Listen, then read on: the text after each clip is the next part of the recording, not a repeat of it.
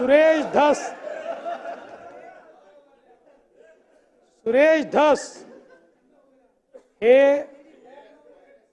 कोणत्याही गँगमध्ये नव्हते. सुरेश धस ओरिजिनली आमच्या गँगमध्ये होते, मग तुमच्या गँगमध्ये गेले आणि आता पुन्हा आमच्या गँगमध्ये परत आले. याच्या व्यतिरिक्त त्यांची कुठलीही गँग नाही.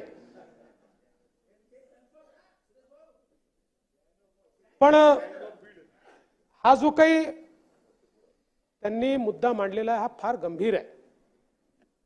आपण इतका पैसा त्या पीक विम्याकरता देतो आणि त्या पीक विम्यामध्ये अशा प्रकारे जर गोंधळ होणार असेल तर त्याची सखोल चौकशी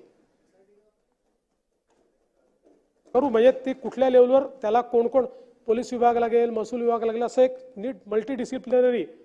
कारण हे इथे लक्षात आलं अजून कुठल्या जिल्ह्यात चाललाय, अजूनही काही जिल्ह्यांमध्ये असू शकतं. त्यामुळे आता हा उघडलाच पाहिजे. म्हणजे एकीकडे आपण सांगायचं 8,000 कोटी रुपयाचा विमा दिला आणि त्यातले 1,000 कोटी दुसरेच पळवत असतील तर हा टॅक्स पेयरचा पैसा आहे. म्हणून निश्चितपणे याचा छडा जो आहे तो लावला जाईल आणि धस साहेब हे प्रकरण धसास नेल्याशिवाय आम्ही त्या ठिकाणी